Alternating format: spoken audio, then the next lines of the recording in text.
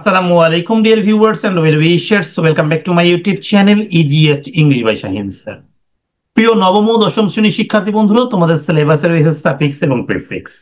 আজকে আমি তোমাদেরকে সাফিক্স এবং প্রিফিক্স এমন মজা করে শেখাবো যেটা তুমি একবার দেখলে বারবার তোমাকে দেখতে মন চাবে এবং এটা তোমার মনে রাখাটা খুবই একটা ইজি হবে। ওকে, চলো কথা না বাড়িয়ে তোমাদেরকে নিয়ে যাই মূল পর্বে। এবং তোমরা যারা এখন পর্যন্ত আমার চ্যানেলকে সাবস্ক্রাইব করোনি, অবশ্যই সাবস্ক্রাইব করে নিবে ভিডিওটি দেখার শেষে যদি ভালো লাগে। ওকে, চলো আলোচনা হচ্ছে আজকের সাফিক্স এবং প্রিফিক্স। প্রিয় শিক্ষার্থী, আমরা যখন সাফিক্স এবং প্রিফিক্স করবো তখন আমাদেরকে একটা বিষয় মাথায় রাখতে হবে, প্রিফিক্স তো নাবোধক শব্দের আগে বসবে, আর সাফিক্স আবোধক, এগুলো কিন্তু শব্দের পরে বসবে। সাফিক্স চার ধরনের হতে পারে, নাউন, অ্যাডজেক্টিভ, ভার্ব এবং অ্যাডভার্ব। মনে রাখতে হবে কোন জায়গায় শূন্যস্থানটা আছে তার উপর নির্ভর করবে তখন কি নাউন হবে না অ্যাডজেক্টিভ হবে না ভার্ব হবে না অ্যাডভার্ব হবে। তার মানে কোন জায়গায় শূন্যস্থান আছে এটা ইম্পর্টেন্ট ম্যাটার। ওকে, শূন্যস্থানে কি আছে এটাই ইম্পর্টেন্ট ম্যাটার না, ওই শূন্যস্থানটাকে আমি কি বানাবো সেটা ইম্পর্টেন্ট ম্যাটার। চলো আমি তোমাদেরকে কিছু প্র্যাকটিস আকারে দেখাবো।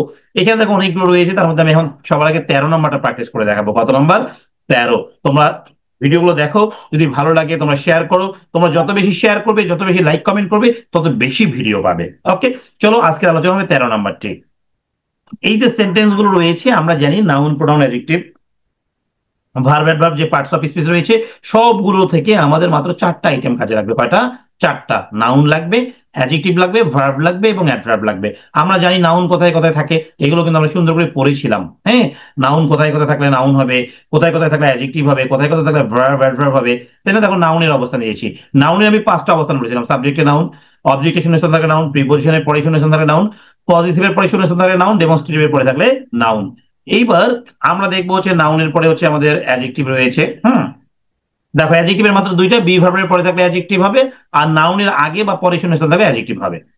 ওকে, প্রিয় শিক্ষার্থী, তোমরা যারা নবম ও দশম শ্রেণীতে বর্তমান রয়েছো, তোমরা যদি সেরাদের সেরা হতে চাও তাহলে অবশ্যই এই ভিডিওটি তোমার জন্য। তোমরা যারা এসএসসি 26 বা 27 সালে দিবে, তোমাদের অর্ধবার্ষিক ও বার্ষিক পরীক্ষার প্রস্তুতি সহ চূড়ান্ত প্রস্তুতি কোর্স চালু করেছি আমি একসঙ্গে। এই কোর্সে নিশ্চিত করা হবে তোমার 90% প্লাস মার্কস, যা নিশ্চিত করতে প্রয়োজন হবে হ্যান্ড নোটস যেগুলো আমি প্রদান করব, সঠিক ও সহজ গ্রামার রুলস যেখানে পাবে প্রতিটি এক্সারসাইজ বা উদাহরণের বাংলা অনুবাদ সহ ব্যাখ্যা, সব গ্রামার অংশের ভিডিও ক্লাস 2025-এর কারিকুলাম ও মানবন্টন অনুসারে থাকবে ভিডিও ক্লাস এবং সাপ্তাহিক সমস্যা সমাধান ক্লাস যেটি হবে লাইভ।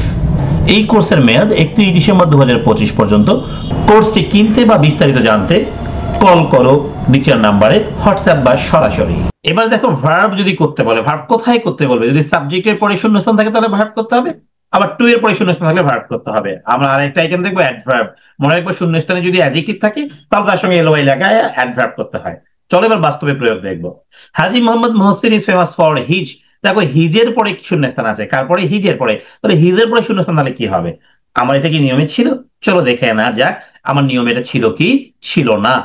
এই যে দেখো আমরা নাউনে যাব, এই যে দেখো নাউনে কি দেখো মাই, আওয়ার, ইওর, হিজ, হার। দেখো হিজ আছে কিনা? যেহেতু হিজ রয়েছে তাহলে হিজের পরে শূন্যস্থান থাকলে সেখানে কি বসবে? নাউন বসবে। সো এখানে হিজের পরে শূন্যস্থান থাকলে নাউন যেহেতু বসবে, আমরা এই জায়গাটাতে নাউন বানাবো। তাহলে হিজের পরে যে শূন্যস্থান আছে কাইন্ড, কাইন্ডকে আমি নাউন বানালে কি হবে? কাইন্ডনেস। নাউন বানানোর বুদ্ধি কি? নেস যুক্ত করলে নাউন হবে। এটাও কোথায় পেয়েছি? আমরা ওই নিয়মেই পেয়েছি। দেখো কোন নিয়মে? নাউন বানানোর নিয়মেই পেয়েছিলাম। এই যে দেখো নাউন বানানোর যে নিয়ম ছিল সেখানে নেস যুক্ত করে নাউন হয়, সেটা কিন্তু আমাদের দেয়া ছিল। সো কাইন্ডের অ্যান্সার কি হবে বলো দেখি? কাইন্ডনেস। কি বুঝতে পারছো সবাই? তাহলে অ্যান্সার হবে কি? কাইন্ডনেস। এবার দেখো এন্ড অনেস্ট।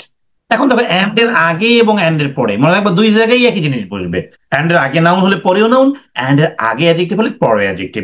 সো এখানে কাইন্ড এর যদি নাউন করেছি আমরা কাইন্ডনেস, তাহলে অনেস্ট এর নাউন করবো অনেস্টি। এখানে ফুল স্টপ। দেখো he was born in a dash wealth family. ফ্যামিলিটা আমার অবজেক্ট, ভালো করে বুঝো। ফ্যামিলিটা কি আমার অবজেক্ট? অবজেক্ট মানেই নাউন, তোমাদের মনে রাখতে হবে অবজেক্ট মানে কি বলতো? নাউন। যেহেতু অবজেক্টই নাউন, নাউনের আগে কি থাকবে? অ্যাডজেক্টিভ। ওয়েলথ কে আমি অ্যাডজেক্টিভ বানালে কি হবে? Wealthy. Clear? Wealthy. He was an married. দেখো অ্যান রয়েছে, মনে রাখবা সাফিক্স এবং প্রিফিক্সে তুমি আর্টিকেলটাকে খুব ভালো করে মাথায় নিবে। মনে রাখবে পরীক্ষার প্রশ্ন তোমাদের কিন্তু আর্টিকেল সম্পর্কে নয়, প্রশ্ন হলো কি সাফিক্স প্রিফিক্স সম্পর্কে। তার মানে এখানে আর্টিকেলটা ভুল থাকতে পারে। এখানে দেখো এন, আমরা যদি এন সাধারণত ভাওয়েলের আগে বসে, তাহলে মেরিটের এমটা কিন্তু কনসোনেন্ট, তাহলে এখানে এনটা ভুল আছে। আমি এনকে ভুল ধরতে যাবো না, এখানে মেরিটটাই আমার ভুল আছে। সো এখানে মেরিটের সামনে আমার একটা ভাওয়েল আনলে অ্যান্সারটা রাইট হবে। সো এইখানে কি বলবে? প্রিফিক্স বলবে। কি কারণে প্রিফিক্স বলবে? আর্টিকেলটা ভুল থাকার কারণে। সো ম্যারিড এর অ্যান্সার হবে কি বলতে কি আনম্যারিড, কি হয়ে যাবে আনম্যারিড, লিখে দিব হয়ে গেল আনম্যারিড। কি বুঝতে পারছি? হি ওয়াজ আ সোশ্যাল ওয়ার্ক, দেখো দেখি ওয়ার্কটা শূন্যস্থানটা কোথায়, অবজেক্টে না? তাহলে অবজেক্ট মানে কি, আমি একটু আগে বলেছিলাম অবজেক্ট মানেই নাউন, সাবজেক্ট মানেই নাউন, তাহলে ওয়ার্কের নাউন কি হবে বলতে কি ওয়ার্কার। প্রিয় শিক্ষার্থী, এরকম মজার ভিডিও পেতে চাইলে, এরকম আরো ভিডিও পেতে চাইলে তোমরা এই ভিডিওকে শেয়ার করো, ভিডিওতে কমেন্ট করো। লজ্জা পেলে হবে না, কমেন্ট পেতে অনেকে লজ্জা পাও তো। যত বেশি কমেন্ট করবে তত বেশি ভিডিও পাবে, যত কম কমেন্ট পাবে করবে তত কম ভিডিও তোমরা পেয়ে যাবে। প্রিয় শিক্ষার্থী, আজকের মতো এখানে বিদায় নিচ্ছি, সবাই ভালো থাকবে, আল্লাহ হাফেজ।